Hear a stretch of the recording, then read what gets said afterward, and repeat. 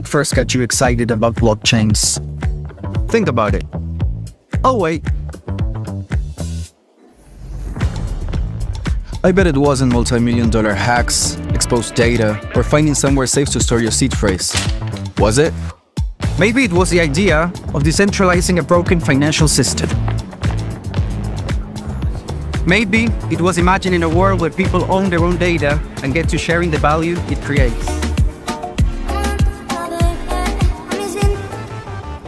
Or maybe it was the promise of a fundamentally better way of connecting, communicating, and transacting.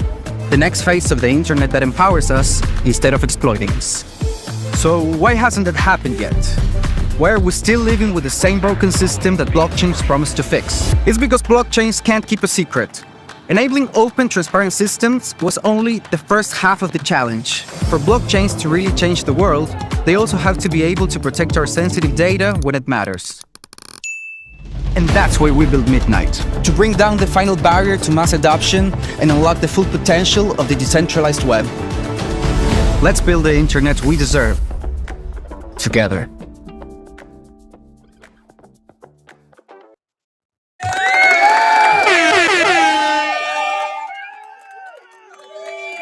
Welcome to episode 668, sponsored by Midnight. Shout out to Midnight. They're doing the whole world tour. I've been saying this ever since I've been on this mic. Ever since Midnight came on here as a sponsor. They honestly, I can't even get them on here. I can't even get Midnight's people on here because they are so busy. They are out there. They're doing things. So congratulations to them. Charles is like everywhere, man. There's been rumors that somebody said that he's retiring, but it was like a fake account. Anyway, also shout out to Cake Wallet. Want a secure hot wallet? You get Cake Wallet. I've been watching Vic and the entire team work tirelessly to build this product. Bear market, bull market, whatever market, doesn't matter which market. They've been here building, so much respect to Vic and the team. 100%. I'm glad to have them a part of the DG brand. That's right. Proud to, let me give them another round of applause. Proud to have them a part of the DG brand. By the way, shout out to TikTok and the entire crew on TikTok. Shout out to you guys. Shout out to Fran. Shout out to Tech. Fran, send me a message. How you doing? How you doing? You okay? That's what you want. That's what you like. People aren't just, people are actually giving a fuck about you. What a world we live in anyway. And shout out to Polymarket, the official prediction market sponsor of the DG brand as well. I've been on so many calls. I've been doing so many things. I can't wait. There is something coming. There is something coming for the DG universe. It is crazy. It is crazy. That's all I can say. It is crazy. It is game-changing crazy. A lot of work, a lot of hours put into this. I can't wait to go ahead and show it off. I really can't wait to show it off. I don't want to say anything now, okay? But I will let you know. There will be a date. There will be a time. And I promise you, I'm going to deliver something that is epic, okay? Epic. Shout out to the people that work at Gokhshtein, okay? Gokhshtein, the parent company, Gokhshtein Media LLC. All right. It is 12:23 p.m. Eastern Standard Time. There's a lot to talk about, right? Or is it the same shit that the markets are going sideways? You're panicking, not buying, right? I feel like every single time I come on X and I talk about Bitcoin and talk about getting into it, I get trolled. I get told, "Oh my God, look, you're buying, it's still going lower." Okay, listen, do me a favor, Sherlock.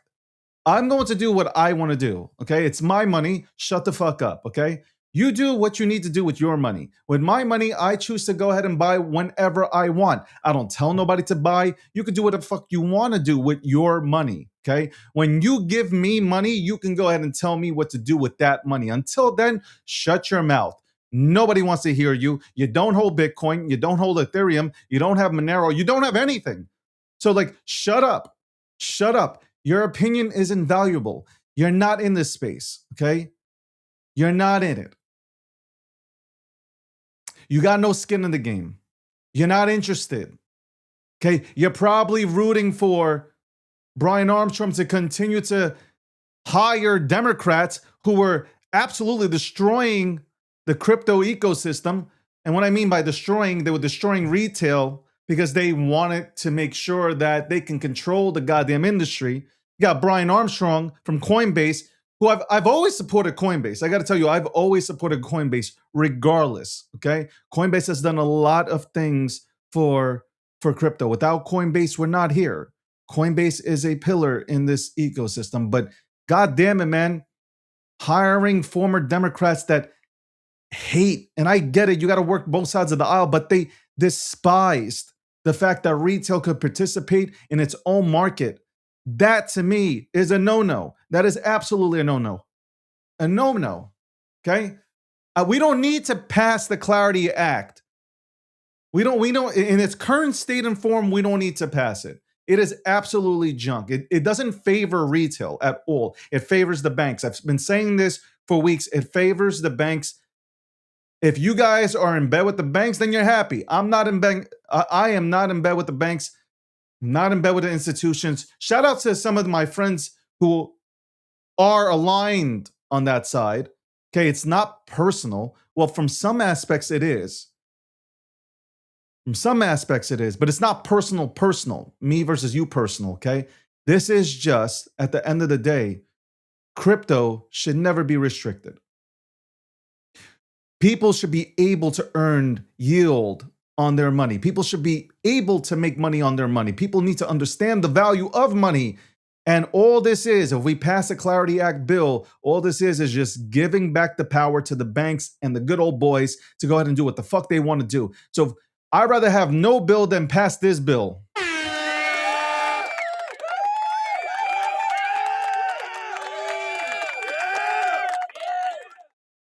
That's right. That's 100%. I seen that and I was disappointed. I got to say, because for the most part, Coinbase has gone to battle for this industry. Coinbase has spent a lot of money, a lot of fucking money, okay? A lot of money to battle, just like Ripple did. You know, Ripple, give Ripple a shout out. Whether you like Ripple or not, Ripple went out there and battled, spent millions, if not billions of dollars, battling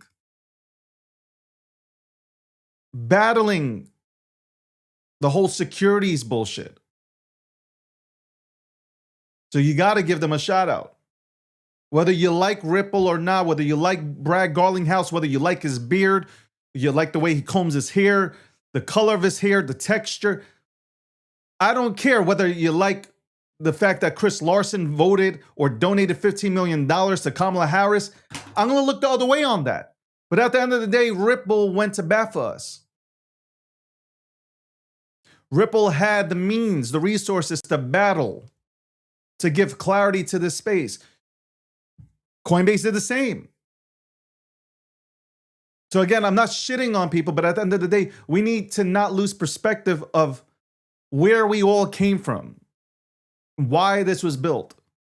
And this was not built by us only to hand it over to the goddamn banking system. We didn't build this to only go ahead and just hand the fucking shit over to the banking system. What was the point then?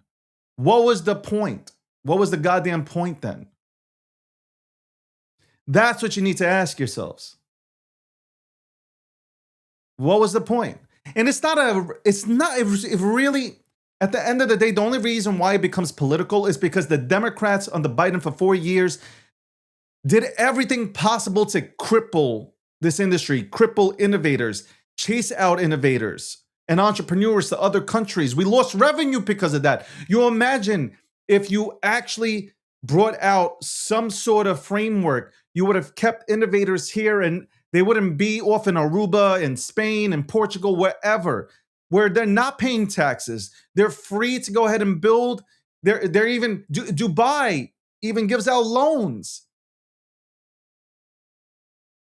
and grants for people to come to Dubai and build out infrastructure that's related to blockchain. We're not the crypto capital of the world. You can't sit here and say we're the crypto capital of the world when other countries are literally doing everything possible. And I hate saying the word literally, but I had to say it there, where other countries are out there doing everything possible to grab up talent, to bring innovators to their countries. Crypto capital of the world, you should go ahead and look at some of these crypto capitals that are out there. Zero taxes. Listen, nobody's saying not pay taxes, but no capital gains tax on crypto. Then people can actually spend crypto without being taxed on it. Like, you made it impossible here, and people are going to keep leaving. You think that this Clarity Act is going to pass and people are going to say, yes. No, there are going to be a lot of people that leave. I think this is what's missed on, I think this is what's really missed here. If this was 1990 or the early 2000s, you can't just pick up a 9,000-pound computer and leave, right? There weren't smartphones that were smart, right? You just can't pick up and leave the United States of America, right? So you have to stay here and you gotta go through all this shit, right? Now, your iPhone, your smartphone is good enough and capable enough for you to go ahead and build out. You don't need you can work from anywhere. As long as there's an internet connection, you're fine. You're absolutely fine. So we are going to lose a lot of innovators if we don't get our shit together. And that's the truth. That is 100% the truth. If we do not get our shit together, if we do not pass framework that actually do and does make us the crypto capital of the world, then we will fall behind. We've already fallen behind. We will fall behind further. You can't have people walking around here, especially people that are building, confused on what they can and cannot do.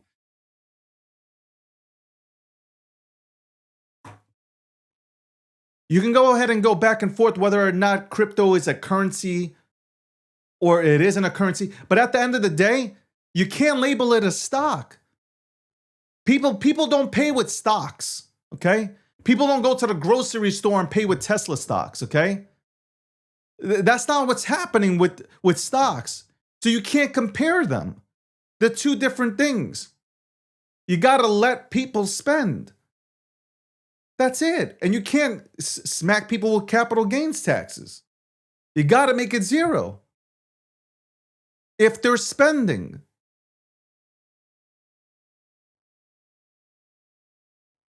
People will say, well, people are trading. Well, people trade the dollar also.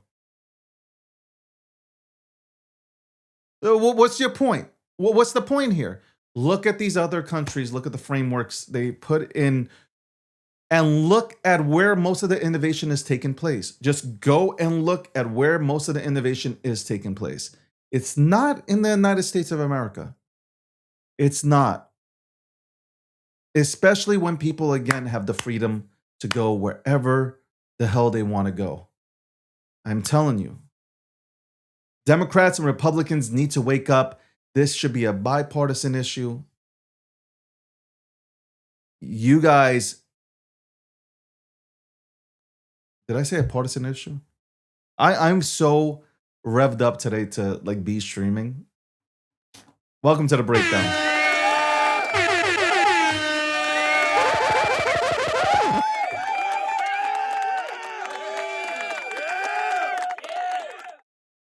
We got to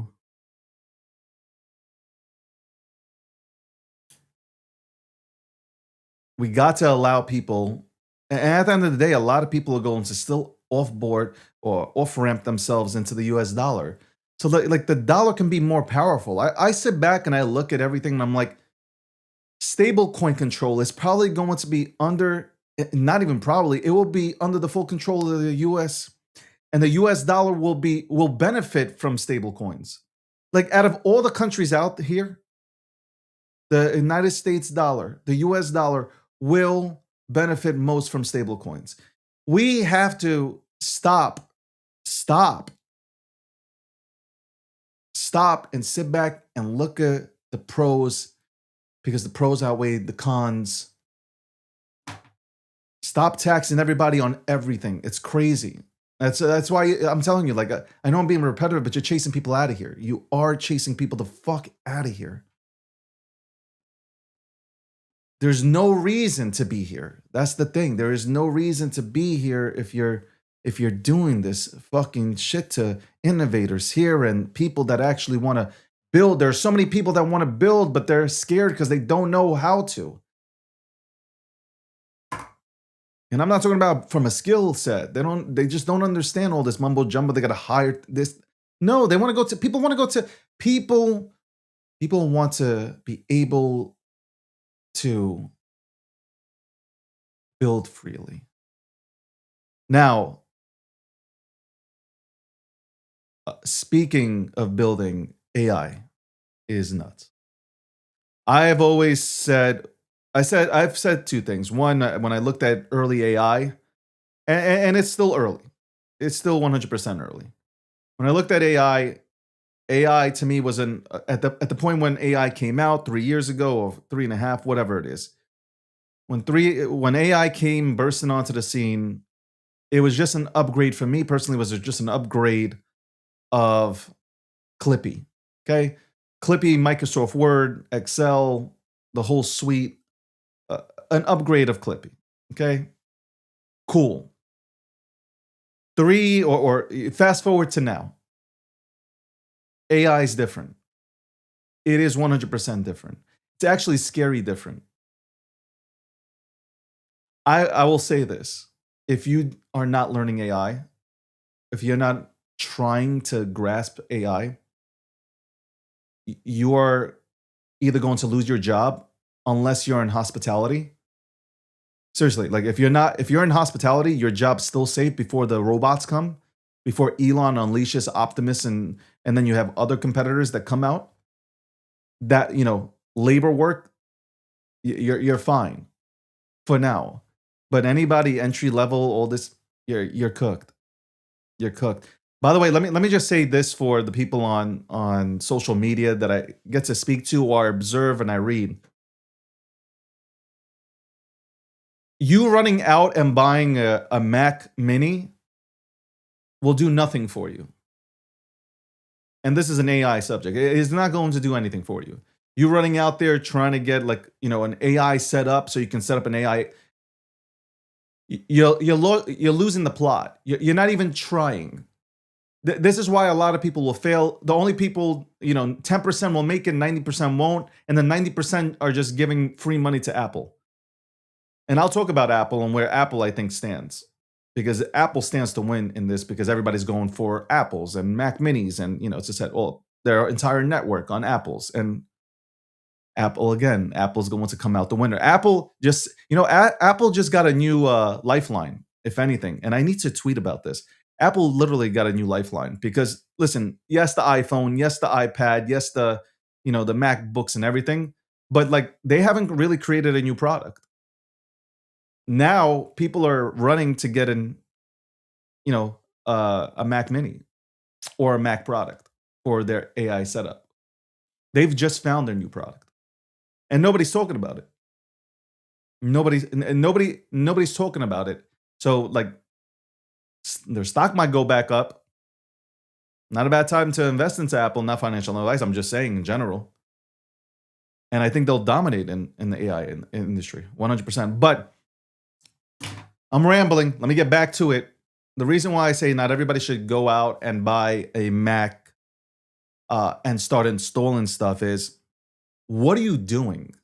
Is the question. This is what I sat back and I am handsome. And let me say this early on in the show. I don't know if there's a Polymarket bet out there about me saying that I'm handsome, good looking. Obviously, handsome, good looking, seems ridiculously smart, high IQ. I know my shit. Ask me about any topic.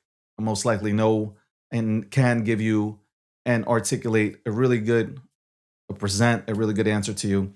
Politics, all that good stuff. It is 12:31 p.m. Eastern Standard Time. But again, all that stuff, right? I sat back. I know everybody's like, what is happening? What, like, MILF Shake is just, she tunes into me because you get why she tunes in. Anyway, let me get back to it.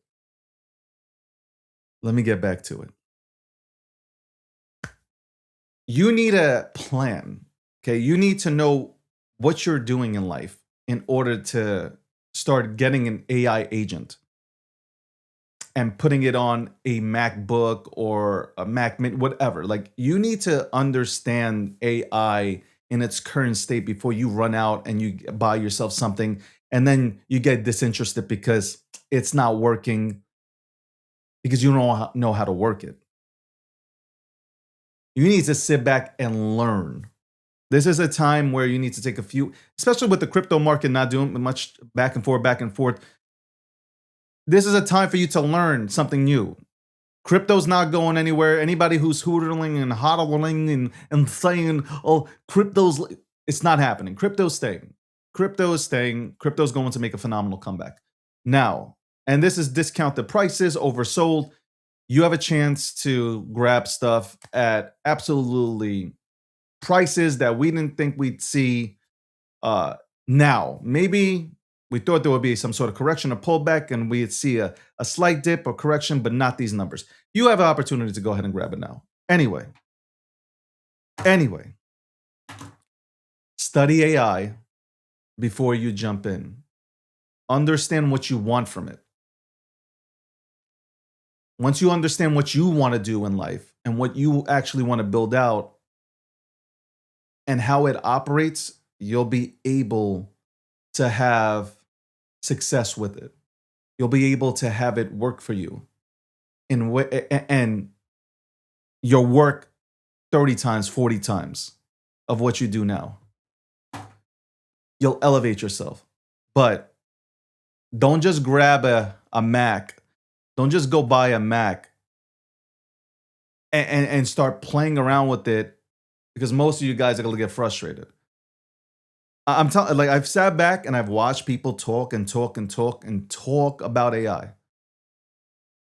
I've watched people promote AI on social media. You got to get in. These people got to get in, but they got to get into the books first.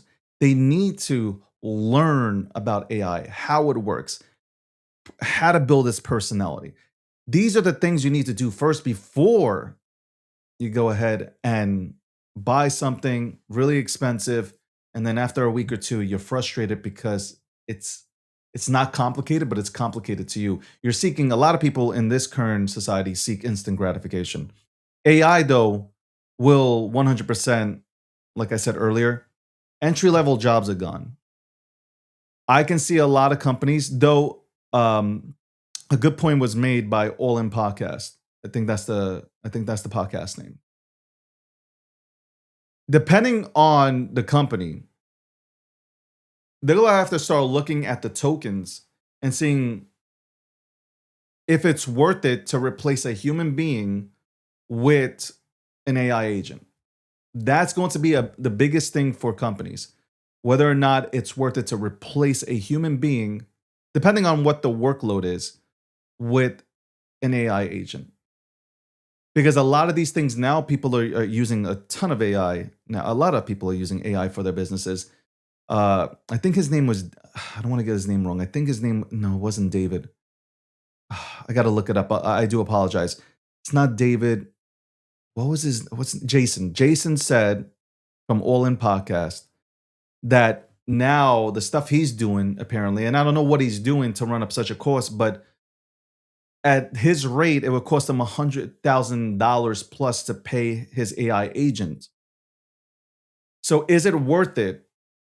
Is it worth it to replace a human being with an AI agent? That's going to be something that companies will go ahead and have to take a deep look at. For me personally, when I look at all this, you obviously don't want to see human beings being replaced in terms of the workforce, but no complaining.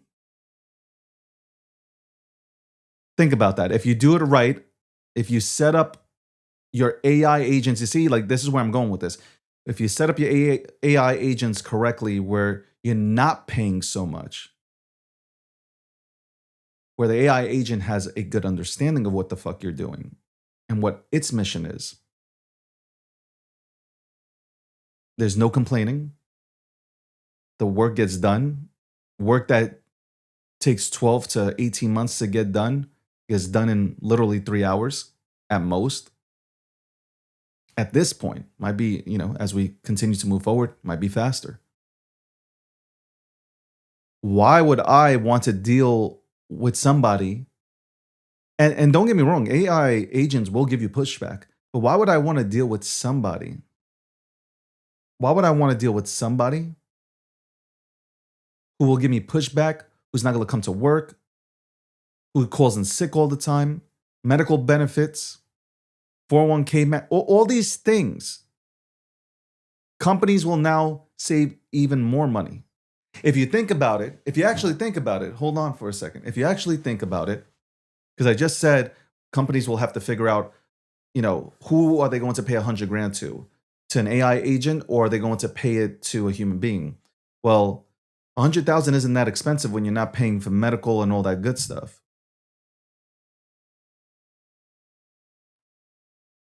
If you think about that, right? See, I think out loud. I'll correct myself as you guys who have tuned in, Welcome to the breakdown. At 1:15 p.m. Eastern Standard Time, we will be joined by Michael K from ConsenSys, also MetaMask. Really great guy, knows the markets, builds products. We're going to get into this topic. This is a topic to get into.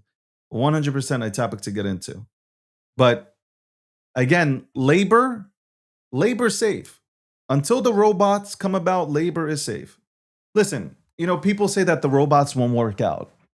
And I'll tell you they will, because nobody thought that AI agents would be out here dominating in the paint. And it's just new. It's like, when I say AI agents are new, like this form of AI agents, what I mean is it's just the beginning. We don't know where this is going, even though I can say that this is probably looking like StarNet, okay, the Terminator, 100%. But there are so many companies that have absolutely no clue. Like, here's the biggest problem with the AI thing. When you read social media, you think it's over. AI has taken over. I've missed it. No.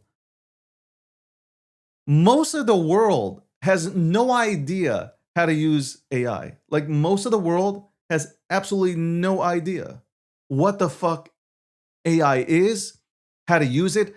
Most of them don't even have access. They can't pay for it.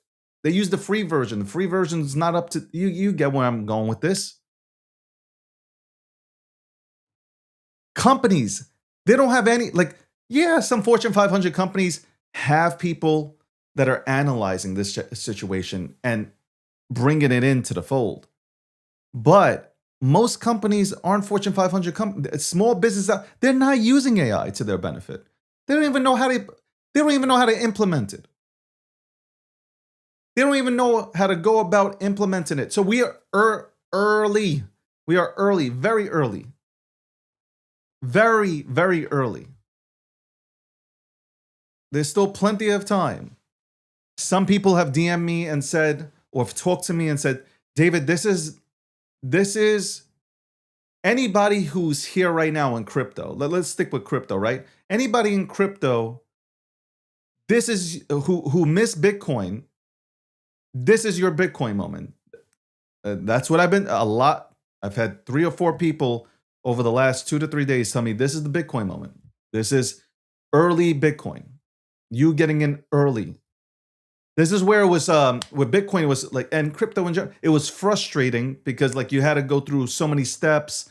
Obviously, addresses you're typing. It's not like it is today. So you kind of look at AI the same way. You're early. You're learning. And if you get yourself ahead of the game, you win. Again, I'm looking into the camera now because my screen has gone out. Okay, my screen can't see anything. I got to just look into the camera and look pretty and hope that it'll look good.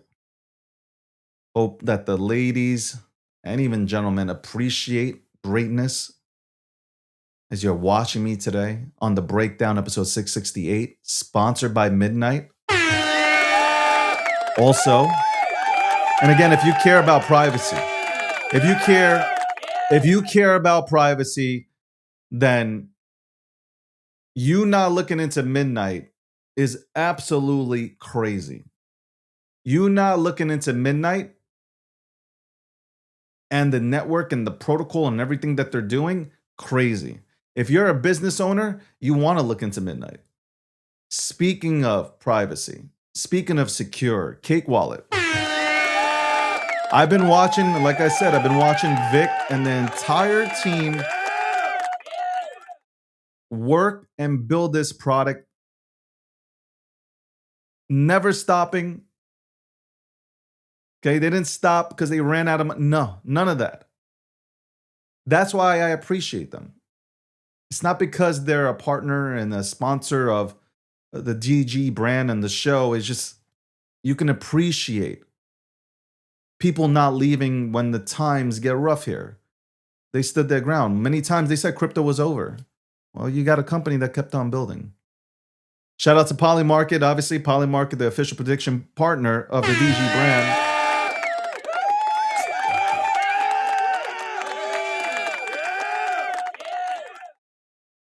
AI is going to be very important for successful individuals that are successful now to implement into their brands. And if you don't do it, you'll be left behind. Period, bottom line. People with the brand have just elevated their brands if they go ahead and use AI to its fullest potential. AI isn't bad. AI bots, AI agent, they're not bad if used correctly. They'll generate you a hell of a lot more revenue. You'll be able to build out ideas. You can shoot the shit with somebody who has a understanding or some sort of concept or can build a concept of shit that you're saying. Obviously, nothing's going to replace a human being, like soul-wise. But I do see it. You know, I sat back this weekend and this week, and I was like, man, I've been playing around with it for the longest time with the whole AI agent thing. But I sat back and I really looked, and I'm like, there are people who, I got to give people a shout out. This is what I love.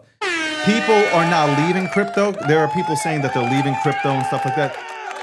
The real ones aren't leaving crypto. They're adapting to the world, and I fuck with that. They see AI coming, and they're like, how do I incorporate AI into my life? How do I incorporate AI into my business so I can go ahead and benefit from this technology? It's plain and simple. How can I benefit from this tech before it grows a conscience? Which it already has, 100%. I feel it. I really do believe that is the truth. As for crypto, I've already, like, the biggest thing with me, it's not where the market price is. I don't really care what the market price is. That's why I'm not going to talk about it. You guys might want me to talk about Bitcoin and Ethereum and where I already told you exactly what needs to be done. I already told you what I'm doing. You can do whatever you want to do. I'm going to use my money to continue to stack, okay? Whether it's Bitcoin, whether it's Ethereum, whether it's Solana, whether it's XRP, whether it's XDC, whether it's Algorand, whether it's, I could keep going, Chainlink. I will continue to bet that these things will win out. I will continue to get into memes because I like memes. I think memes run the world. And I love memes, and I will continue to get into them. Win, lose, or draw. I know it's a high risk, high reward. But there are things like Dogecoin and Shiba Inu and Pepe. A lot of these things will go ahead and run, and I can take profit and get more Bitcoin or get more Ethereum or get more Solana. That's the way I look at all this stuff. You can look at the stock market the same way, right? You got your conservative assets, and then you have things that are high risk, high reward. That's it. That's how I look at it. And I'll keep buying. People come out here on the timeline and they're just laughing. They're like, "Oh, you're not buying. The bottom's not in yet. It's going to 10,000." Okay, so if the bottom on Bitcoin is not in yet and it's going to 10,000, I'll buy at 10,000. Why are you so concerned? Why are you so concerned about what I'm doing? Haha, look, I told you it was going. Okay, great. It retraced. I wanted to buy more. I was actually on my show saying I wish it doesn't go to like 200, 300,000 yet. I hope for a little pullback so we can buy more and then it can go. And I'm talking about all these assets. By the way, alts never ran. The altcoin market never ran. I'm expecting the altcoin market to go absolutely parabolic. The more of this, the more intense the altcoin market will be. I'm going to say that again. The more of this shit that we're going through, the more of this nasty feeling like everything's over, I'm telling you, the longer this persists, the harder the rip. I'm telling you, I've seen it. Leonidas was on here on my last show, and we both started laughing because we know what the excitement feels like throughout all these cycles. We know that within these cycles, there is a period where it feels like it's over, that is done. It's never coming back. They're already talking about Bitcoin's dead. See, look, nobody went into Bitcoin. People went into gold and precious metals, safe havens. And you guys considered Bitcoin to be a safe haven, but look, nobody went in. Great. Let's see. Let's see what happens long term. Imagine disrespecting one of the best performing assets of all time. I don't know. This isn't a Trump thing. This isn't a Biden thing. Okay, like this is not a political thing. Though the only political aspect that I will bring up is I don't like what Coinbase is doing by hiring Democrats. I don't like it. It's not because I don't hate the person individually. I haven't read up on it yet, as of yet today. I just saw it and I wanted to talk about it. But Democrats did everything to make fun of this industry. And this is not me just talking as a Republican, because if a Republican made fun of crypto, just the way when Trump talked down Bitcoin, I also had words for him. This goes for anybody. It doesn't matter Republican, Democrat, Independent, Green Party, Red. I don't care. But I firmly remember the Democrats on the Biden in the Senate, in the House, doing absolutely anti-crypto. Senator Warren, all this stuff that was being done, everything that was being done to go ahead and destroy crypto. I cannot be happy because these people had a change of heart when I know they haven't. This is what's best for their pockets and how can we control crypto, and that's how I see it. So I hope that Coinbase doesn't move forward with any of this stuff until we get the right crypto, the right clarity bill put into place. Because the people deserve it. The American people deserve it, and people all across the world deserve it, because everybody waits for the United States of America to do something with their regulations. And this I know, and this I think you guys can agree with. And some of you guys will call me, you'll say that I'm talking out of two sides right now, but I'm not. Other nations wait for the states to do something so they can go ahead and take what we've done and implement it in their countries or even make it better. Yes, there are countries that are far ahead of the game. I already mentioned Dubai. I mentioned Spain. I mentioned Portugal. I mentioned Lithuania, Latvia, Estonia. These people are just welcoming. These countries want blockchain innovation. They want you to work and innovate in their home. They're not charging anybody anything. You'll pay taxes. You should pay taxes. Obviously, if you make a profit, pay taxes. This is not, the whole tax the whole tax thing, it's not about crypto doesn't want to pay taxes. No. It's about let us not charge people on every single purchase that they make. It's not a stock. It is not a stock. Allow people to use it. The US dollar will benefit. It will become stronger. America becomes stronger. There is more to tax by suppressing, by putting in these fucking rules. You're chasing innovators out of here. You're making them go elsewhere, and they're going to benefit because, again, even El Salvador, they're not charging businesses that are building. This is real news. This is not fake news. This is real news.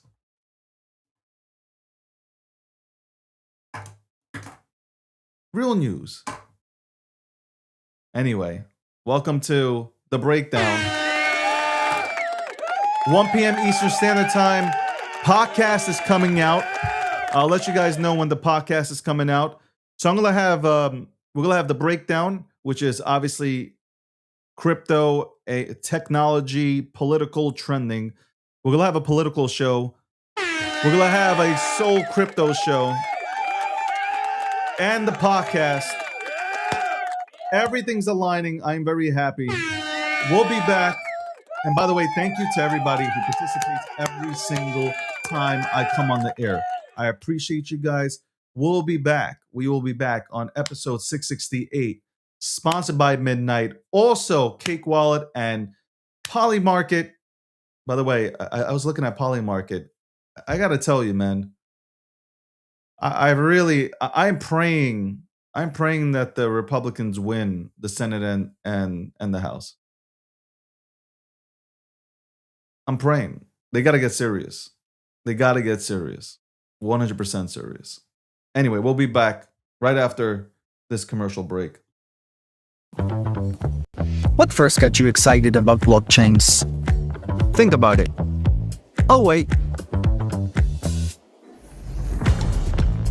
I bet it wasn't multi-million-dollar hacks, exposed data, or finding somewhere safe to store your seed phrase.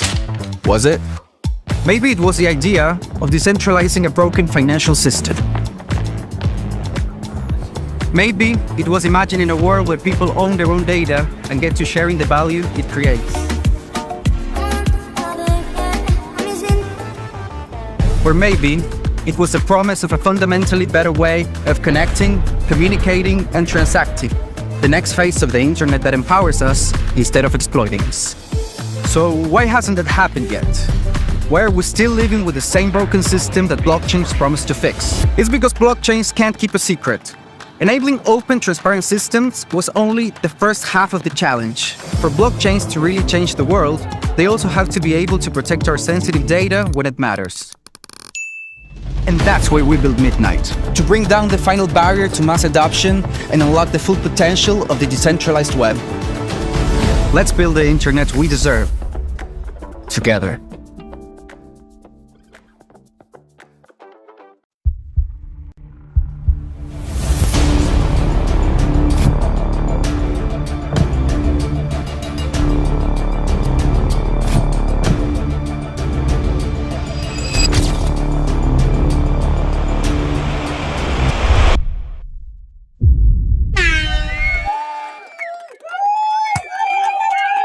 Welcome back to one of the greatest shows that God has ever created, or I should say I have ever created. That's right, The Breakdown. Episode 668, sponsored by Midnight. That was the Midnight commercial. At 1 p.m. Eastern Standard Time, you know what happens. Cake Wallet. Shout out to Cake Wallet, Vic, and the entire team. Go to cakewallet.com. Check out one of the most stellar wallets in the crypto space. You want security? Go ahead. Check out cakewallet.com. Also, Polymarket. You already know. The official prediction market sponsor of the DG brand.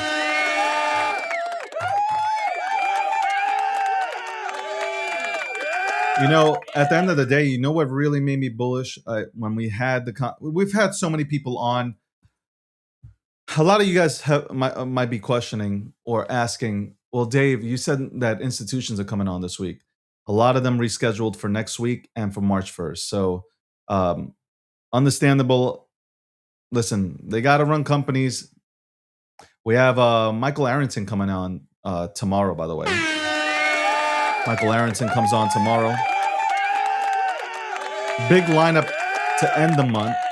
Big lineup to end the month. And what I want to do also is I want to bring on more people. They don't have to be notable, but I want to bring on more people from the crypto space. I just want to bring on more people who are knowledgeable from the crypto space. And people like, David, why would you give your platform to just random people who participate in crypto? I want to hear from the people. I've always that my platform was built by the people. I want to hear from the people, and I want to have a good conversation for those who are building in this space that don't get the recognition that they deserve. So that's why. And people, I don't know why anybody would frown upon that. I don't understand. I don't get it. But it is what it is. That won't stop me. Again, we'll have also those two shows and a pocket. So 4 things. I'll be busy. I'll be busy doing a lot of stuff, creating a lot of content. We are almost there with Facebook and Instagram. Restream is working on a way to go ahead and configure all this stuff out. And it is a beautiful thing.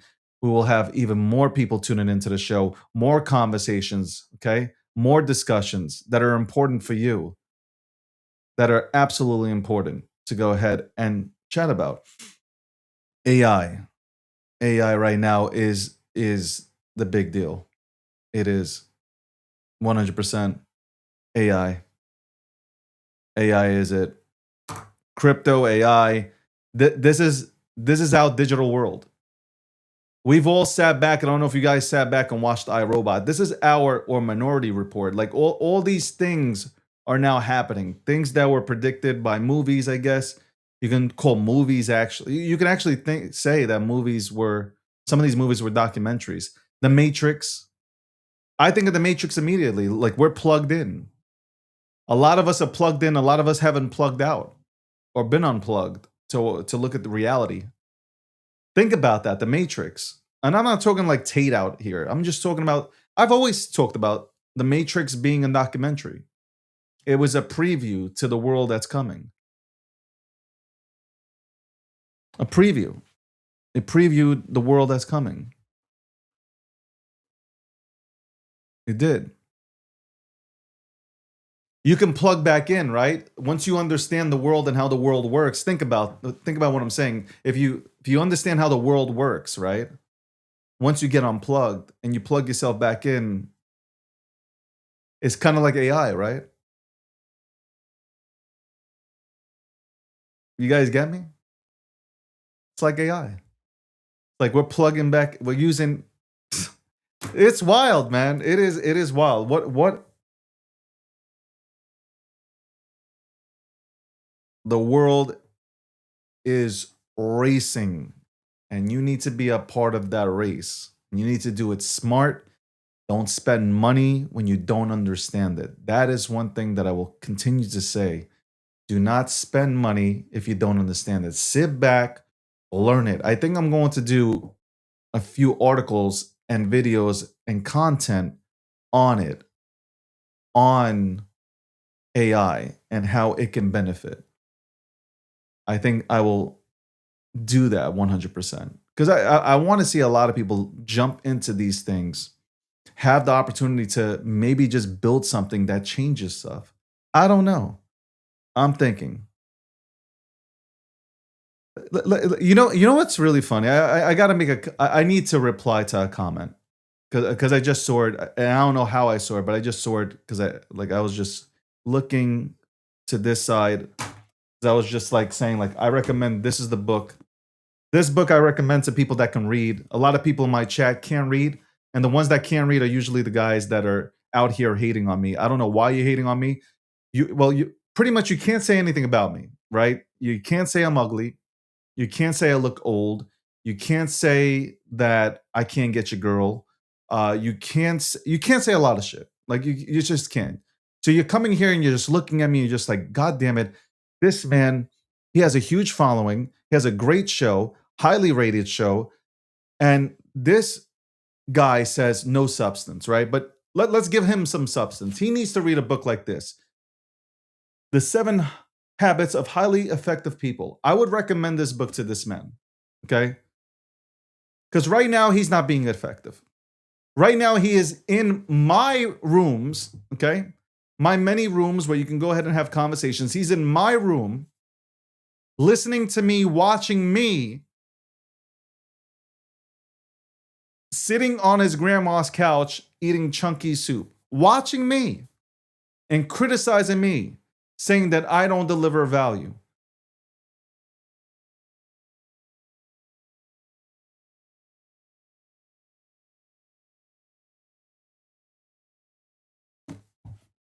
It's instead of criticizing me, listen, we can debate.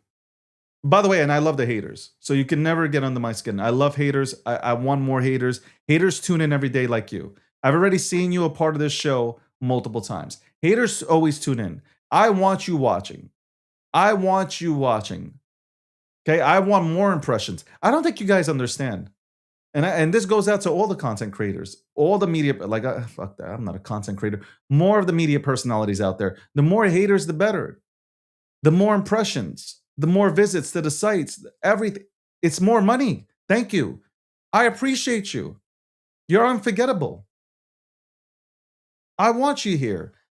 I tell all my moderators, do not block. I do not want to block people that don't like me. I don't know why you don't like me. Like, if we really sit back, like, a lot of people hate people for no reason. I have no clue. I have no clue why you don't like me. Maybe it's because I'm too pretty.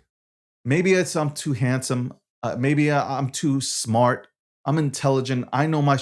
Maybe it's that. Maybe I'm everything you wanted to be. Maybe you wish you had this energy. You wish you were this electrifying. You wish you can get on the microphone and look into the camera, even when the TV's not working with you. The monitors are all out, and still continue like nothing's happening. Maybe, just maybe, you wish you could be living this life. Maybe, just maybe, you look at me and you're like, that's what I wanted to be, but I didn't have the fortitude. I didn't have the determination or the motivation to go ahead and become this man. So I'm going to come into his show. I'm going to go into his comments.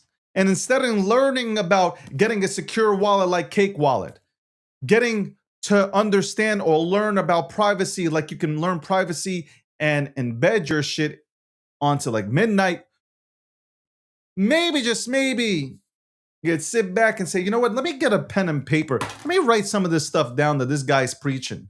This guy just talked about AI and how I shouldn't buy a Mac Mini yet. Maybe I should learn about it. Maybe I should study it. And then go out and have a plan on how to build it. And I'm talking about build your AI agent, how to build it to where it is effective for me and my life, and what will it take off my plate? How will it make me more productive? I'm out here giving you game, and you're coming in here doing what? Wasting your time on me, trying to troll me, a New Yorker. New Yorkers troll for a living. Like, what are you? And this whole thing, by the way, I'm not in New York City, and what a shithole. Shout out to everybody who voted for Mandani. He's raising property taxes. They can't even clean the streets. Congratulations.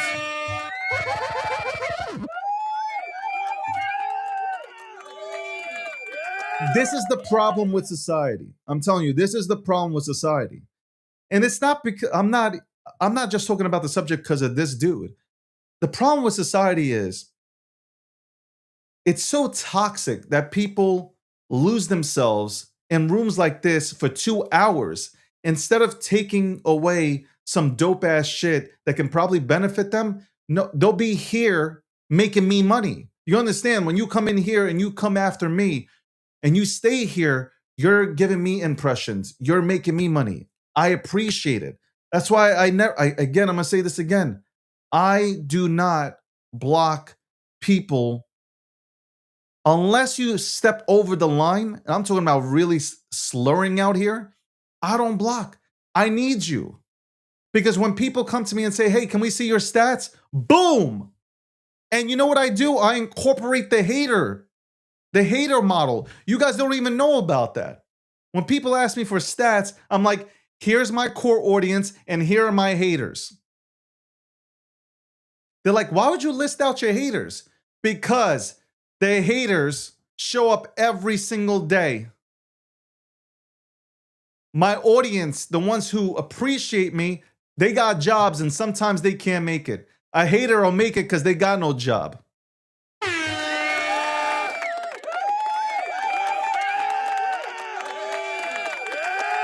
There, I just showed you. There's substance. There's value right there. I showed you how to make money. Hey, get yourself a camera. Get yourself a microphone. How about you start a space? Tell everybody how much you hate me. I guarantee you'll get a lot of people in there. You got a ton of people in there. And maybe you can sponsor it by Haterade.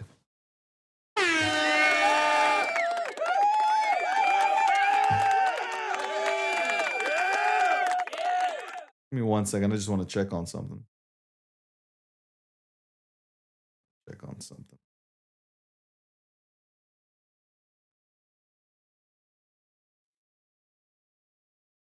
Oh my God. I hate checking X, man. I got to tell you, I can't stand checking X. 1 year. Trump has been in office for 1 year. 1 year. In a month.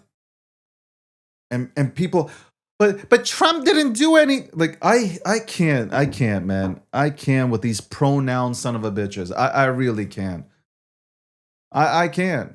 If you put, by the way, if you put pronouns in your emails, we can't be friends. We cannot be friends if you put in pronouns in emails. I am not acknowledging you as they, them, third, the other, square. I have no clue what's happening there. I'm not doing none of that shit. You can be a normal liberal and Democrat. You can absolutely be normal.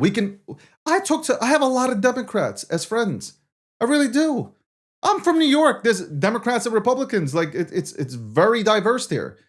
And I have plenty of friends who are Democrats. We try not to talk about politics because obviously it gets a bit heated, but God damn it, man. There are some really outstanding Democrats and Republicans that want the same thing that we want as Republicans. They want America to be great. You just don't hear their voices. They get shut and wiped out by these crazy ass son of a bitches. They really do. They get wiped out by these crazy people. Anyway, it is 1:17 p.m. Eastern Standard Time. One of my favorite individuals in this space. I got a lot of favorites. I think I got a lot of favorites, but the favorite individual, one of my favorite individuals in this space. And I'm going to have to do this fucking telecast with 2 monitors that are out, but he is from, let me tell you about this boy. Okay. I taught him everything he knows. I know I'm just messing around. He might not acknowledge it. I taught him everything he knows.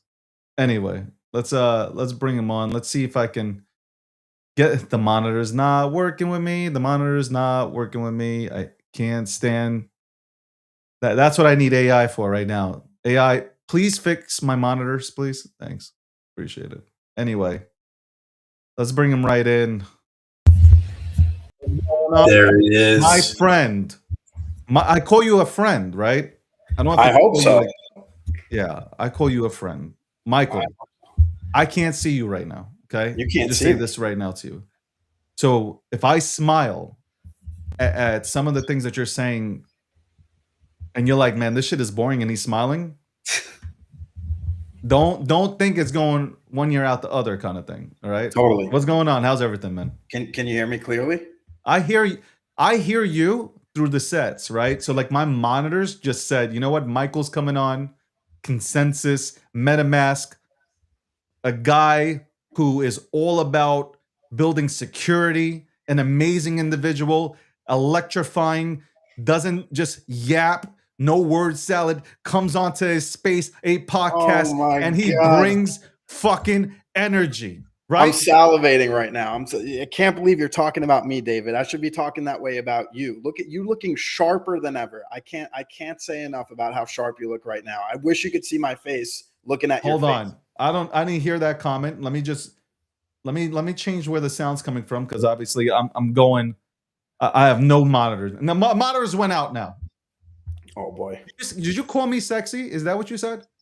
You could categorize it as that. I Okay. did put you in that category. Okay. I want to say this. I had you on the show the first time, so I wanted to do this publicly. I felt like I went a little bit too hard on you, and that is and sometimes my personality escapes me because I get so into things. Like I'm an Ethereum head, you know that. Some would say a maxi. I'm looking at MetaMask. I'm like, you're our only hope. I'm getting aggravated. Okay. I take it out on you, which is wrong. Absolutely wrong. I can be your punching bag, David. I'm okay to be your punching bag. But you were a true professional. Thank you. That's what I want to say, is that you were a true professional. I don't know if it was that bad, but I'm just saying I felt like after the show, I was like, man, I'm so frustrated with Talik. Like I'm going after Mike. Like, what am I doing here, man? No, it's good, and I think we had a really good conversation, and it's just crazy to think how quickly time has gone since we last spoke and how much has changed in a good way. So I'll give you your flowers. You want me to give you the flowers now? I would love the flowers. I mean, you gave me the flowers on the presentation of me coming into the stage, so I'll take more from you for sure. I'll take more. MetaMask looks great. It works great. I've tried to break it. I couldn't. I think you guys have done a phenomenal job. So where last time you came on, I had my little things to say about it. I think absolutely you went to work. The team went to work. Shout out to all the boys and girls that put in massive effort. Let's go. Let's go. Greatly appreciate that, man. We really tried to make a lot of changes. There's more coming still, but I think it's a 180 from when we last spoke, and I'm happy about that because anything that you stated, I take back internally. Anything anyone states on the timeline and my comments and my DMs, I bring that back so we can make the product better and get it to where it needs to be. And really appreciate even that and your patience with us, to get it there. The wow factor, right? Because that's what I look for, right? You look at aesthetics, right? Presentation is everything, right? Perception is everything. You go on, when I seen it, when I got the update and I went in, I was like, wow. Like that it hit me. It was just like, okay, it grabbed my attention. Let's keep going. Let's see. Okay, it grabbed me here. Let's see what happens next. Yeah. And I'm going through the process of looking at it, and I'm like, wow. They did a job. This is work. This is work and patience while everybody's bitching and critiquing from the sidelines, right? Right? While everybody's critiquing and you guys are working on code in the back end and trying to put everything together and not just throw slop out there. Here you are, and now the presentation's great. Now you can listen, I gotta eat crow. Not that I didn't think it would come back.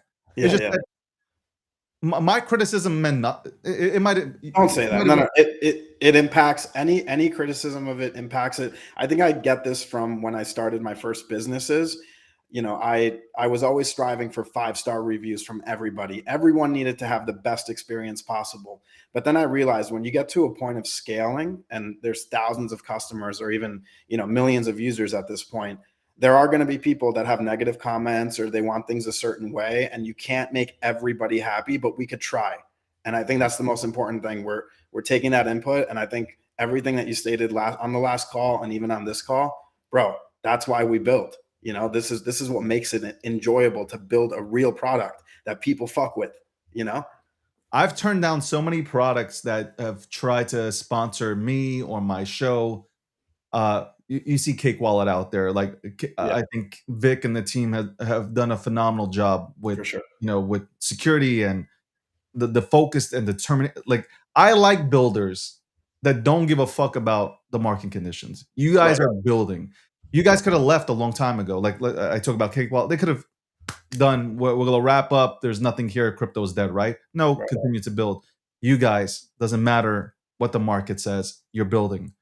Doesn't Exactly. matter what's Exactly. building. So Yeah, I don't even know. I don't even know what the price of Bitcoin is, David. Why Neither. don't you update me on that? I haven't even talked about it today. I have not talked. You know why? Because it's not important. Right. I'm gonna tell you why price is not important, and maybe you'll agree with me. Price, Bitcoin is freedom. Like I get the gains part. When you first come in, you want to make gains, you want to be a millionaire. Got that. We understand. Not stupid to it. But there comes a point where you learn about Bitcoin. What is it? Like, what is it? Besides the gains, what is it? Right. Once you start to learn that, you don't give a shit about what's happening on the market. Like, you just don't. You Because feel we you know feel where- different. You walk different. I even made a post about this the other day, and it's exactly what you said. Helping others understand what self-custody is one of the best feelings in the world. When you feel them wake up right in front of you, when they actually understand what it means to hold your own keys. That's real adoption. And all the other shit, all the other price action and everything that you and I both know is just noise. Everything else is just a bunch of noise, bro. What do you more? So, market is the market. We know what the market is doing. Yada yada yada. Okay, great. Let me ask you about something that Vitalik said, because you're a tech guru, and that's why I love having you on here. You understand tech. You know how to build. You build one. Listen, you saved a lot of people. People who are just tuning in. If you do not know who Michael K is, you better start following. He and his Wallet Guard, when he came out with that, saved people millions of dollars. Millions of dollars. That was, and it was fun to do it. It was fun to build that product. And you were showing up, you were excited about it, not just from a listen, everybody's going to build something to get revenue.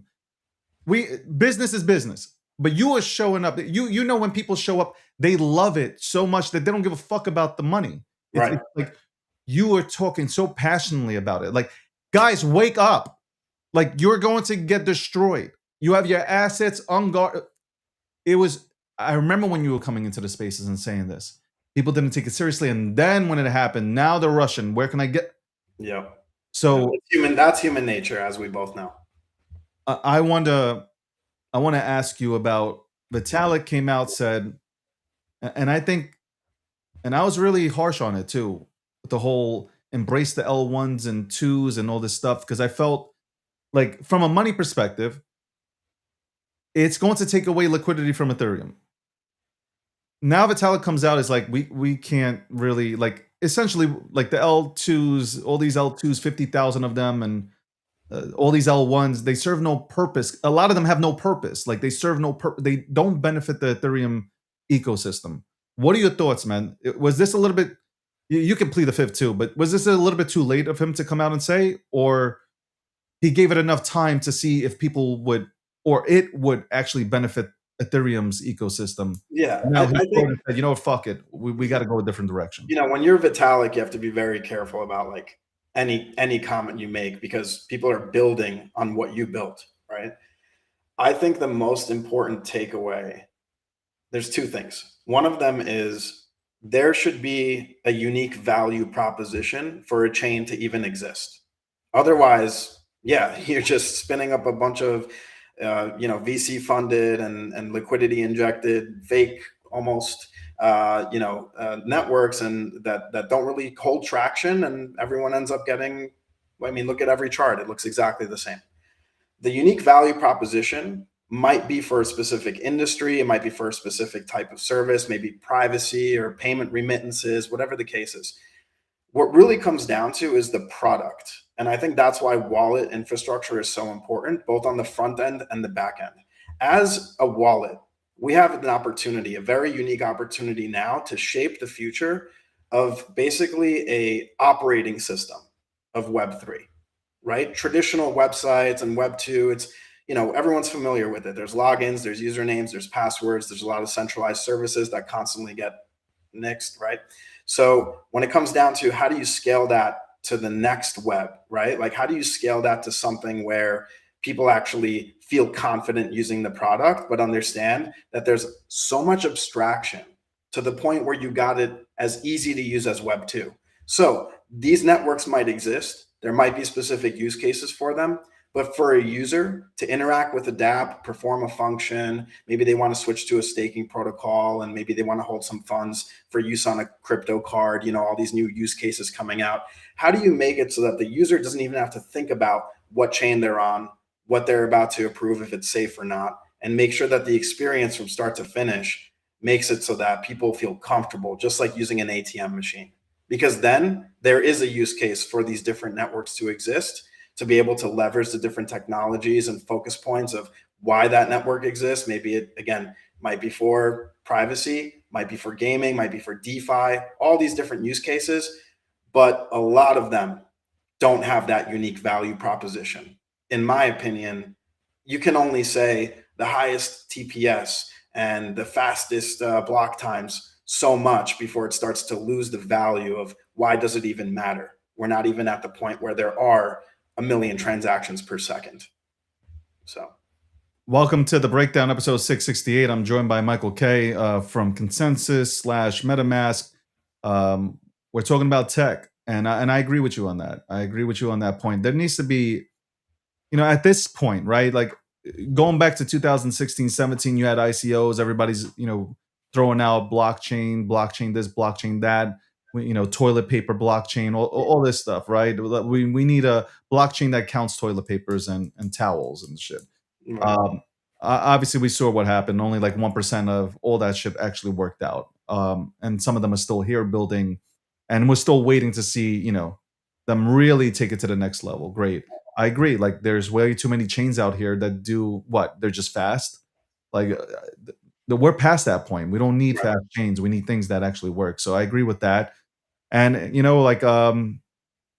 I was just disappointed because I think Ethereum would have been at 10,000 bare minimum at this point if it wasn't for all these chains out there. We would have 100% been at that price point. It's debatable. That's debatable. I think a lot of it does rely on overall market sentiment and what people think of crypto, because let's both agree here, not every dollar in circulation right now is legitimate user or grassroots funded, right? These are market makers. These are people that control the market, and sometimes it's not a natural occurrence. The price action that you see isn't something that's organic, and that wouldn't be possible if you didn't have the ability to just spin up a new contract or a new chain whenever the hell you felt like it. So that pump fund.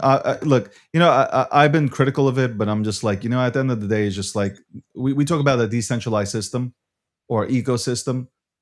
You can't stop any of this stuff. If tech has, it's kind of funny. It's like AI. Like tech has advanced to the point where you don't need developers, coding in Solidity to go ahead and push out a contract. It's just like now somebody goes ahead and presses a button and it's out there. So now, the system's being broken, right? It's kind of like ordinals when they went on to Bitcoin's network and people were screaming and systems were stalling and breaking and slow. But they ultimately learned, okay, we need to fix these things and we can continue. And you need shit breaking the system, right? In order to make it better. Like you need. Hey, look, David, I'm sure you remember the spaces from 2020, 2021. There was always this discussion of, should you be allowed to do anything? Should anyone be able to spin up anything that they want? Well, if you don't have that as a core component of decentralization, then it's not true DeFi. But I think as the years have gone by, it's become clear you need elements of centralization in order to get to the point of practical mass adoption. And then eventually there's going to be, in decades from now, it's not going to happen tomorrow or next year. There's going to be that slow shift to a more Web3 native architecture, especially in businesses and how people transact daily, as opposed to what we're seeing right now, which, is a shit show, in my opinion. So the market is what it is. I think the altcoins have been sleeping for the last 4 years in the bear market. because Bitcoin's the only thing that's ran, and that was all institutional. And if anybody was getting into Bitcoin, they're buying OTC or they were buying through an ETF. So it wasn't retail. Retail hasn't come here. I've put out data showing like $1.28 trillion in consumer credit card debt. People aren't worried about crypto or the markets. They're more so worried about how to pay a bill. And then I get hit with, well, hold on, David, the equities, side and the traditional markets are doing well, precious metals. I'm like, yeah, you have older people going into precious metals, sending gold and silver higher. Okay, cool. And then like there are younger people that the way Tesla brands themselves, well, they know Tesla and they're like, okay, Robinhood, good investment into Tesla. I know Tesla. I have a Tesla. You can't say the same thing for crypto because the branding in crypto is horrific. I say this all the time as somebody who's like into branding and marketing. I watch and I'm like, horrific. Like only like maybe 5% of the stuff here that we have within our own industry is put out there correctly. Yeah. Everything else is like why would somebody remember you is the question. Like why would somebody remember you? So it's not, if there is money out there, if there is liquidity out there from retail, besides Bitcoin or ETH or Solana, they don't know anything else here. Like they're not, they don't understand it. You got all these devs come out here preaching C++ and Python. Like these people don't get it, and they don't. Oh no. You get to a point where it's even there's so much friction just because of the fact that it's so technical. This is a great example. Last week I helped somebody set up a ledger in order to move their funds off of Coinbase and a few other services so they can actually self-custody their assets because they wanted to hold them in cold storage, right? The process of even setting up the ledger, updating the firmware, installing the app, understanding you're doing everything on this tiny device with a tiny screen. This is not something our grandparents are going to be doing. And that's why it goes back to my original point.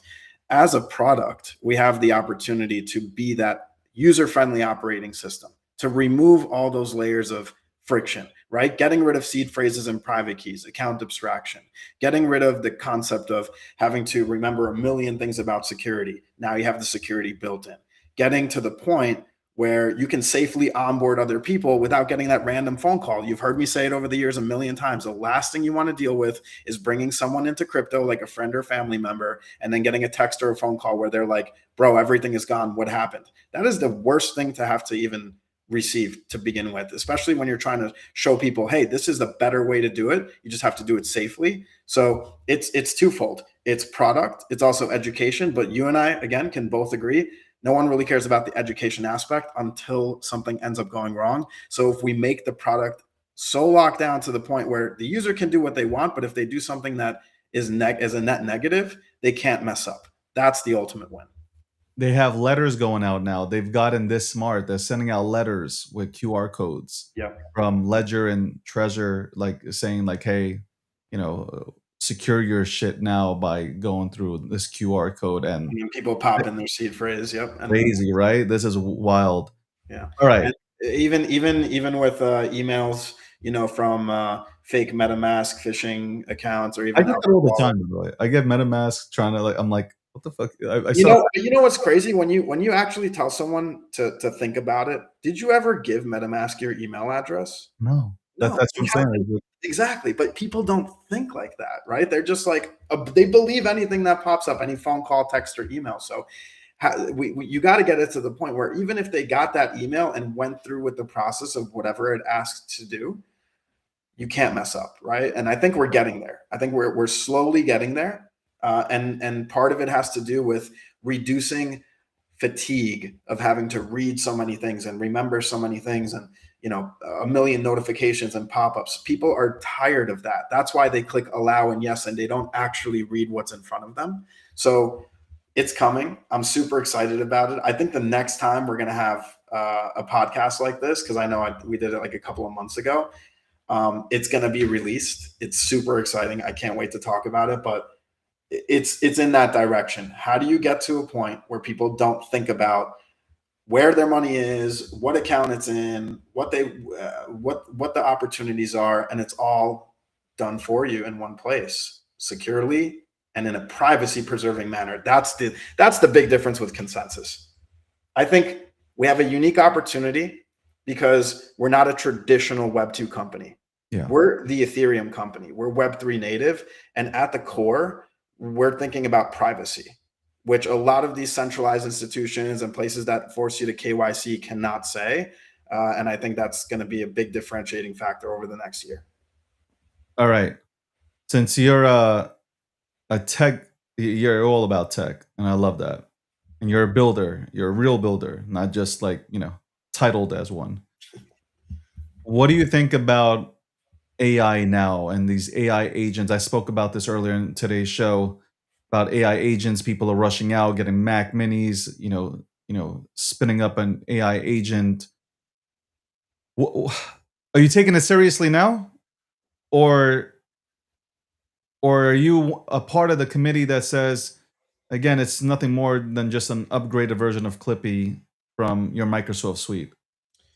To be honest, I think it's not just like an upgraded version of Clippy. I think the way that these models are learning and how they're being upgraded over time is actually very interesting to see if used the right way. The thing that I'm concerned about is you have a lot of people that, again, don't understand the technology, but they're jumping right into it. And they really, on a security side, on a security basis of things, trust everything that's happening when you're literally giving sometimes credentials away to accounts you care about just so AI can manage something for that account for you. And that's why a lot of people went out and bought Mac Minis, because they think having a separate environment for that stuff is, a good thing, which it is. But you're just logging. A lot of people just logged into the same accounts that they had on their original environment on that Mac Mini, therefore exposing everything and making it a worthless investment, right? Like you really have to think about cybersecurity, especially when now you're handing over the keys not only to your own credentials, your own logins, and right, people are using AI in their trading wallets, right? They want AI to manage their assets for them. It's going to be interesting to see how that scales. I think there's some use cases where it does make sense. For example, prompting for market trends, seeing different volumes and comparing it with competing tokens, let's say. But, all these different things are ways to use AI to an advantage, but not to a point where you let it do more than you're allowing it to do. Because that's when you go down this rabbit hole of, oh my God, I installed a script that was malicious. Oh my God, I pushed something publicly like my API keys or even my private keys in something I didn't understand what I was doing, and now everything is gone. You have to really take a step back and say, what am I giving this access to? And do I trust it? And do I trust myself? I think within the first few days that OpenClaw and everyone started setting up their own terminals and AI agents, a lot of people had left open ports on their routers, and they just left their credentials as the default login, and it's a recipe for disaster if you don't know what you're doing. But if you do know what you're doing, I would say don't be afraid of it. Learn how to use it and how to make it yourself more efficient from it. See what you just said, yeah, and everything. So if you don't know who Michael is and you're just tuning in, Michael is very his expertise is definitely in security. So you want to listen to that. Don't just push it away. Good advice. I said this in the morning, Mike. I said in the start of the show, I think it's great tech. Everything that's happening with AI, it's great. But if you don't have a reason for it, you're going to be very frustrated that you spent 3Gs on a Mac Mini. Because there has to be a purpose that you are. First of all, you got to train this. You have to have some sort of roadmap. What is this AI agent doing for you? Is it going to cut your work in half but be more productive? What is it doing? A lot of people are grabbing Macs, right? And Apple's benefiting from all this. I said earlier also, I think Apple has found their new revenue lane, right? Because iPhone consistently out there, new iPhone, new camera and battery. Great. Macs are great, and iPads and all that stuff. But they haven't had a really great product come out. AI now, people racing to get a Mac, they're gonna start caking it. So yeah, you need the hardware. you gotta supply, right? The demand, yeah. I mean, look, there's blips all the time when it comes to people rushing for a product. I think in this case, it's interesting because the actual hardware components and the price. I used to be in IT and I used to buy Yeah. pallets of memory and hard drives and all these other things. It's crazy to see the price fluctuations because now all of the actual AI companies and data centers, they're hoarding this hardware. They're Yeah. causing the prices to skyrocket because you don't know if the supply is going to be the same in a year from now. So I think there's in a year from now going to be 90% of those people that bought Mac Minis sitting around wondering, what do I do with this computer? It's just an I, extra thing. I think the people are going to be, a lot of people will be selling this shit on Mac Craigslist. Minis on the cheap, yeah. No, but you know why? Because 10% will figure out a way to have it benefit them. Yes. 90 won't, because you can't. Excuse my sneeze at the truth. That's what they say if you're a Jew. But, uh, but what did I say? That just now? Also, if you're Armenian, I've heard that as well. There you go. There you go. I wanted to say that, like, again, 10%, but 10% will use it, 90% won't. If you got it, you can't be lazy. Like right now, with crypto, AI, with all the tech that's out here, you cannot be lazy. This is not the time to be lazy. You know what it reminds me of, David? You know what that reminds me of? I don't know if you've seen the memes that people are making, but it shows them talking to their AI, and it's like in a single like paragraph, it's like, make me a business that costs nothing to operate and it's infinitely productive and it brings unlimited money every single month. Like, guys, that's not how this works, right? Like, Exactly. if that's how it worked, everyone would just be sitting around doing nothing. Which I think we'll get to that point in a couple of Sad. decades from now, which is pretty sad. Yeah. Yeah, I don't like where we're going, Mike. I'm gonna be honest with you. I get it. Tech evolves, and we've evolved fast, right? Like now, like especially these few decades, it's been racing now. Like Yeah. right, like tech is like just getting better and better and better. It's racing. People are worried about quantum, right? The word quantum is just thrown out there. People are worried, oh, will Bitcoin be attacked, and et cetera, right?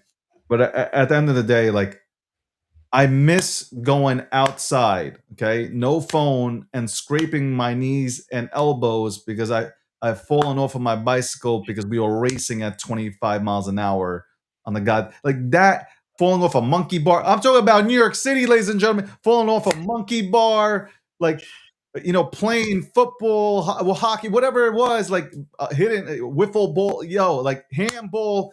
These are the things I miss. You can't do it anymore. Oh, because that's why I'm afraid for the kids now, right? Because a lot of kids just get handed an iPad That's or it. a smartphone, and they're stuck like 8 hours a day, right? Because it just keeps them quiet. I Well, think that's where we're going, and that's why brain rot and all that stuff. And like, see, like China, I gotta say one thing, and I know you're short for time, but I got China like does everything well. China didn't show TikTok, the version of TikTok that we were getting. They weren't showing that to their people. right. They were showing about like how do you create a goddamn rocket ship Yeah. type of shit. Here we have a bunch of people, 40-year-olds, 50-year-olds, dancing to the Renegade, man. Like nothing's productive. And yeah, I feel you on that part. Within a few decades, we will get to the point where people are just absolutely lazy. There's no communication, and like I don't know where the human race stands. No, Well, I mean, look, yes, you're going to be people are going to be sacrificing health, security. I mean, so many things for convenience. yeah, That's the problem. You're getting there. People are going to be so comfortable not thinking, and you're going to have this natural degradation of growth, right? Because now you're relying on something else to do everything for you. Yeah. So I agree with you, man. I think that there's going to be.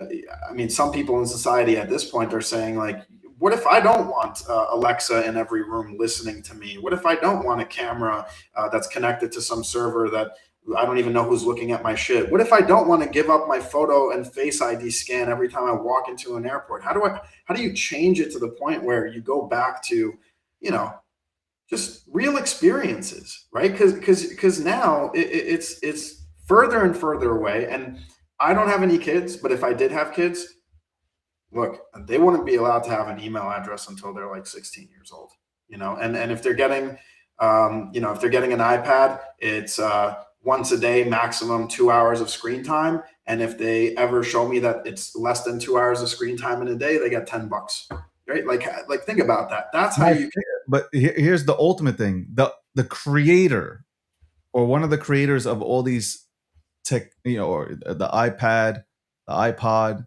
Steve Jobs didn't give his kids any of these techs, Right. and any of these products, because he knew. They knew. It's the same like with Robinhood. You get on Robinhood, it makes you absolutely stuck. It feels like a game. You're not investing. Yeah. Psychologically, like, people get stuck on these things, and that's it, and it's over. Like brain rot. But Yeah, that's why I look. You got to give people a catalyst early on in life to realize, hey, this is not. You can build your own thing, and that everyone else uses. That's a fun experience to do, rather than just becoming a drone, an employee, a consumer. Let's wake up, guys. 100%, I agree with you, Michael K. Okay, let me say it again. I'm giving you your flowers. You're out here. You're building. You've always been about the people in the crypto industry. You've done a lot to save a lot of people money. You've yelled from the rooftops, security, security, security, and it wasn't. And you really do sit there with people, and you help people for nothing in return, zero. Um, you definitely help. You've definitely helped elevate this space. I'm happy. I'm gonna say this again, to see MetaMask level up the game. Like, it looks at everything, the design, the feel, everything that y'all have done, great, 100%. And I know, like you just said, like, if you're back on the podcast, hopefully we can get that done. Something, news will be coming out. I'd love to go ahead and hear about that as well. Bro, like, money is worth nothing. What you just said is worth millions of dollars, right? Those words that are coming out of your mouth. And I can't thank you enough for, number one, letting me on the stage, letting me speak with you, break it down with you live. And also super excited to see, what's going to be coming down the pipeline, and to present it to you, because the team's been working really hard. I want to give a big shout out to the whole MetaMask consensus wallet guard guys. Like, everybody has been shipping at 1,000 miles an hour, and we're not stopping. This is, again, just the beginning. Every time we're going to meet David, I'm going to say it's just the beginning, and we're going to keep on shipping, baby. Let's fucking go. Until we're 80 and 90. Just the beginning. Well, right? until we're 800, we're going to be an AI virtual replicated life clone type shit by that time. You imagine another me? That's crazy. Oh, no. No. You're too unique for that. You're one of one. I appreciate you, brother. Seriously, I do appreciate you. Congratulations, and much more success. Hopefully, comes your way as you guys build out, a phenomenal product over there at Consensus. So, shout out to you, man. You deserve it. Thank you, sir. Thank you, sir. Until next time. Until next time. That was Michael K, one of my favorites, man. One of my favorite human beings out here. Good. You know what it is? It's not. I say that because I'm not gonna air out anything, but, like, there have been times where I've needed a favor. He didn't have to do anything. He didn't have to do anything. This is where you know good people, and people who have a good soul. He could have asked for something in return and never did. There's this one thing that he did that I will never forget. That's why every single time, first of all, every single time I think of security, I think of Michael. No Diddy. I no Diddy, no baby oil. Like, I really do think security. I think of how many times I've heard him come into if anybody knows what Twitter Spaces are, he would come into Twitter Space. He's on stage and he's just telling people, yelling from the rooftops, guys, I don't know how many people he's talked to for free. He hasn't got he doesn't get I'm telling you, 90% of the time he got nothing. 95%. I don't even know. I think none of the times he's actually spoken to people, he's got anything from it, except that he wanted to do it. He wanted to help somebody out. He wanted to secure somebody's network. That's More people like that, right? More people with no agenda. Here you go. More people that are passionate, especially within this space, passionate about building. We need more of that. That's how we level up. Healthy competition, great. You can have the healthy competition. Makes everybody better when you have these healthy competitions. Anyway, I definitely tell you guys to tune into or definitely give Michael K a follow. If you're on Twitter, you can go ahead and get his handle. It's on the page. I post it every day. Every time we bring on a guest, I go ahead and post it out, the handles. You can go ahead and check him out. Give him a follow. Follow MetaMask. Follow, of course, Consensus, and see what they're working on. Especially if you're Ethereum head, you'll probably love it. There are only a few wallets out here that I really like, and I'll talk about them. Only a few, 4 or 5. That's it. Not even. I'm being generous when I say 4 or 5. One of them is a sponsor here, and it's not because Cake Wallet's a sponsor. I've always loved Cake Wallet. You talk about security, a secure product, a well-built product. Shout out to Cake Wallet. Anyway, welcome to the breakdown, episode 668.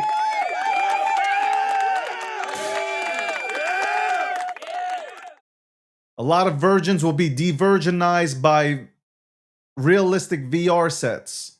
That's where we're heading. I'm gonna say this again. A lot of virgins that sit in crypto all day long, talking to women who are actually men because there's a Johnny or a Philip or a Larry behind a female's picture. Yes, using their, I don't know, friend's picture or some random picture or an AI picture to convince you that they are a woman so they can go ahead and steal your crypto. Yes, these men will be using VR sets, realistic ones, and de-virginizing themselves digitally. We'll be back right after this commercial break. What first got you excited about blockchains? Think about it. Oh wait. I bet it wasn't multi-million-dollar hacks, exposed data, or finding somewhere safe to store your seed phrase. Was it? Maybe it was the idea of decentralizing a broken financial system. Maybe it was imagining a world where people own their own data and get to sharing the value it creates. Or maybe it was the promise of a fundamentally better way of connecting, communicating, and transacting. The next phase of the internet that empowers us instead of exploiting us. So why hasn't that happened yet? Why are we still living with the same broken system that blockchains promise to fix? It's because blockchains can't keep a secret. Enabling open, transparent systems was only the first half of the challenge. For blockchains to really change the world, they also have to be able to protect our sensitive data when it matters. And that's why we built Midnight, to bring down the final barrier to mass adoption and unlock the full potential of the decentralized web.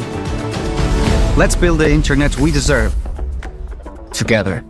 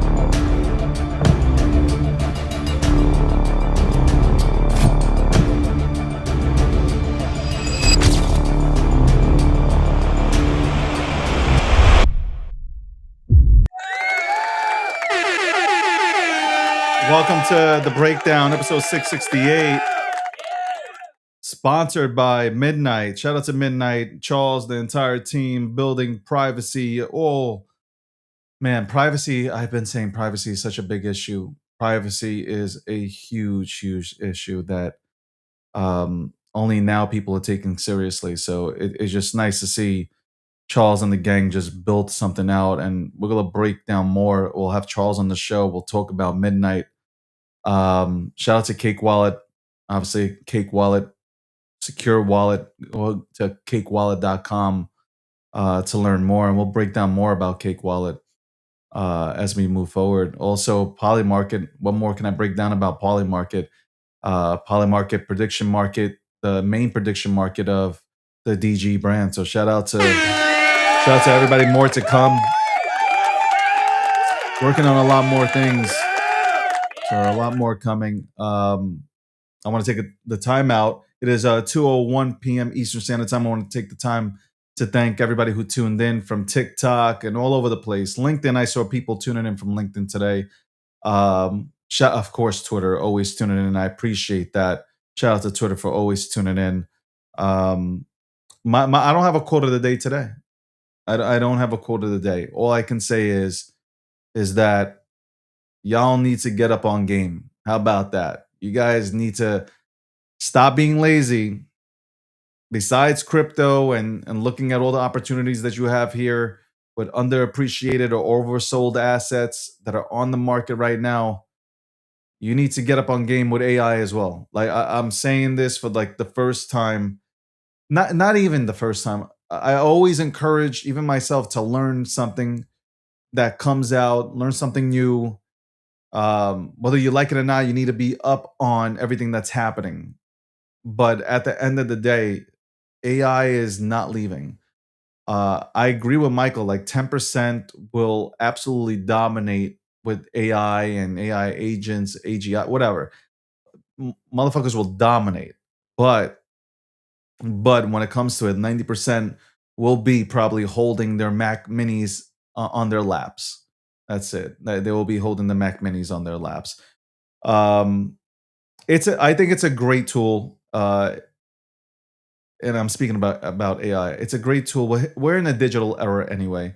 It's a great tool. It can make you better. It can make you more efficient. It should never replace your personality, but it will make you more efficient. Okay? Work that would usually take you 10 hours to do, it'll allow you to go ahead and just dedicate now 5 hours to it, and it'll take most away from you. So that's it. That's the way I look at it. Tech knows. Tech's in the room. Tech the moderator. Shout out to Tech the moderator. Also Fran the two, and we'll bring in more moderators. Okay, we're gonna bring in more moderators on the TikTok side. We're gonna have a really great team of people that know how to conduct themselves and run a fantastic program. Without them, my TikTok show would be a mess. Bottom line, AI is supposed to be your assistant. That's it. AGI, all this stuff, it's supposed to assist you, to allow you to focus on the task at hand. That's it. You can become better. You can become better and more efficient at what you're doing with it. If you're trying to make it replace your personality, like Michael said when he was on here, Michael from MetaMask/Consensus, when he said people are just, typing in, hey, create me a business. I want to make $1 million in 3 days, make it happen. Like, that's not AI's purpose. You lost the plot. And you're going to get left behind. It's like people when they saw Bitcoin in the beginning. When people saw Bitcoin in the very beginning, they faded it because they couldn't comprehend it. And it's the same thing that I see with AI right now. Like people, it's going to go away. Usually when you got a lot of, it's going to go ahead and fade out. And it might. By the way, it might fade out on your timelines. That doesn't mean that tech will fade out. Doesn't mean that people will stop using it. It doesn't mean that Fortune 500 companies will not touch it or integrate it into their programs to make themselves more efficient. So anyway, the